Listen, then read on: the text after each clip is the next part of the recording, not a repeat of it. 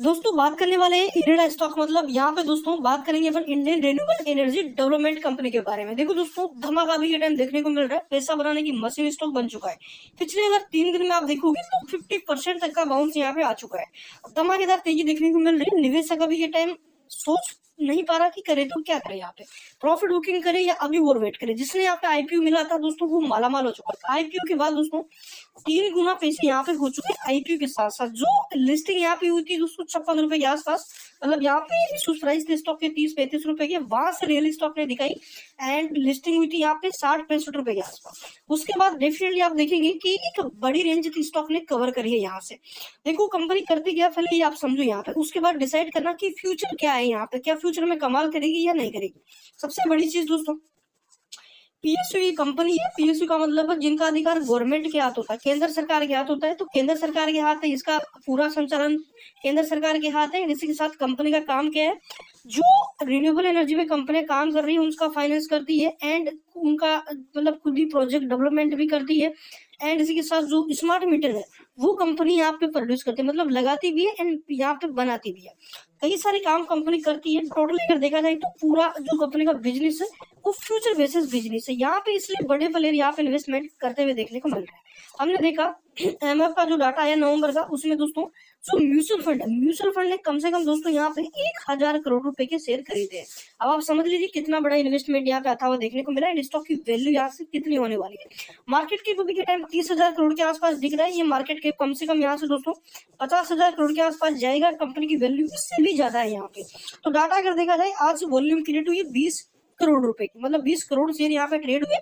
Ammo का data बताइए कितना यहाँ पे टाइट सर्किट है, तो 24 लाख शेयर अभी करंट प्राइस में बाइंग ऑर्डर में लगे हुए हैं। डेफिनेटली कल जैसे ही मार्केट खुलेगा बाउंस यहाँ पे दिखेगा, मतलब 2-4% की गैप अप ओपनिंग दिखेगी। फिर से अगर बाहर आते हैं, रिटेल एक्टिव होता है, बड़े प्लेयर एक्टिव होते हैं, तो डेफिनेटली सर्किट भी लग सकता है। बट सबसे बड़ी चीज, आरएसआई थोड़ा ओवरबोर्ड जा चुका है। प्रॉफिट बुकिंग जल्दी देखने को मिल सकती है। ऐसा है नहीं कि यहाँ से ये तेजी में ही रहेगा, प्रॉफिट बुकिंग आएगी। जैसे सर्किट लग रहे हैं, लोअर सर्किट तो नहीं लगेंगे, पर एक साथ 5-6% की करेक्शन ये डेफिनेटली यहाँ से दिखाएगा। अब सबसे बड़ी चीज लॉन्ग टर्म के लिए तो बता ही दिया, कोई फ्यूचर ग्रोथ है। आप देखो आज इन्वेस्टमेंट की बात करें तो 400 करोड़ के आसपास का इन्वेस्टमेंट आज यहाँ पे दिखा है, मतलब 4 करोड़ शेयर खरीदे, स्टॉक ट्रेड कर रहा है 112 रुपए के आसपास। तो कम से कम मिनिमम इन्वेस्टमेंट मान लीजिए कि 400 करोड़ शेयर यहाँ पे मतलब इन्वेस्टमेंट यहाँ पे हुआ है। 20% की डिलीवरी आई है, रिटेलर्स ने यहाँ पे ये माल खरीदा है। अब जैसा कि टेक्निकली डाटा भी हम देखेंगे एंड फ्यूचर ग्रोथ तो मैंने आपको बताई, ये कंपनी का फाइनेंस जबरदस्त है।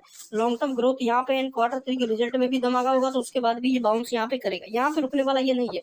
तो जिन्होंने लॉन्ग टर्म के लिए खरीदा वो लॉन्ग टर्म के लिए ही रुके यहाँ पे। ऐसा नहीं कि अभी प्रॉफिट आ रहा है निकल जाए यहाँ से, क्योंकि बड़ी मछली बड़ी तेजी यहाँ पे दिखा रहा है एंड बड़ा टारगेट ही हिट करेगा। टेक्निकली डाटा देखा, देखिए मार्केट की वोलेटिलिटी के बीच स्टॉक ने 10% का सर्किट आज क्रिएट किया। आप देखेंगे बड़े बड़े स्टॉक यहाँ पे गिरते हुए देखने को मिले हैं एंड कोई मार्केट में बड़ा मोमेंटम नहीं था, ओनली फॉर कंसोलिडेटेड मार्केट देखा है। इसी के साथ जो टेक्निकली डाटा है यहाँ पे कोई ज्यादा चार्ट आपको नहीं दिखेगा। शॉर्ट टर्म बेसिस का चार्ट यहाँ पे नजर आएगा, 10-12 कैंडल है यहाँ पे, वनडे कैंडल्स के अकॉर्डिंग हम देख रहे हैं। तो यहाँ पे लिस्ट हुआ, उसके बाद आप देखोगे इतना ही चार्ट अभी के टाइम अपने को देखने को मिला है। ये देखो ये लिस्टिंग थी, लिस्टिंग के बाद जैसे कि जिनको आईपीओ नहीं मिला वो यहाँ पे बाई किए, उसके बाद देखेंगे यहाँ से तेजी आई, फिर लोगों ने प्रॉफिट बुकिंग किया। तो कंसोलिडेटेड स्टॉक ने इस वक्त ही म्यूचुअल फंड बाई कर रहा था, क्योंकि म्यूचुअल फंड को पता था लोग खरीदेंगे, प्रॉफिट बुकिंग करेंगे। जिन्होंने आईपीओ मिला है वो बाहर भी निकलेंगे, क्योंकि जितना लिस्टिंग गेन मिला वो बहुत ज्यादा था। तो लोगों ने बेचा, म्यूचुअल फंड ने खरीदा, उसके बाद आप देखो कितनी बड़ी रैली दिख रही है। आई जो आरएसआई है वो भी सस्टेन मतलब यहाँ पे नजर नहीं आ रहा, बट आरएसआई जल्दी नजर आएगा। यहाँ पे कंपनी का सस्टेन मतलब एक जो डाटा है वो दिखेगा। एंड अभी के टाइम अगर पावर इंडस्ट्री को देखा जाए तो यहाँ पे पावर इंडस्ट्री में आप देखेंगे दोस्तों, आज का जो डाटा है एनर्जी सेगमेंट का यहाँ पे, तो एनर्जी सेगमेंट में आप देख सकते हो अराउंड 208 पॉइंट की तेजी थी यहाँ पे। देखो दोस्तों एक चीज समझ लेना मार्केट में कि जिन स्टॉक का फ्यूचर है ना, उन स्टॉक को तो बाई करके रखो।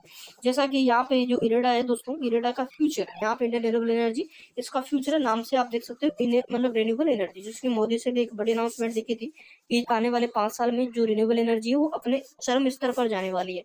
तो यही है कि अभी के टाइम बड़े धमाका यहाँ पे दिख रहा है एंड आगे भी धमाका दिख सकता है। तो लॉन्ग टर्म के लिए रुको एंड यहाँ से शॉर्ट टर्म बेसिस के लिए टारगेट्स की बात करें तो इंट्राडे में स्टॉक दोस्तों ये 120 तक के टारगेट यहाँ पे दिखा भी सकता है, उसके बाद प्रॉफिट बुकिंग आ सकते हैं। बट जहां तक मेरा व्यू यही रहेगा कि अब लॉन्ग टर्म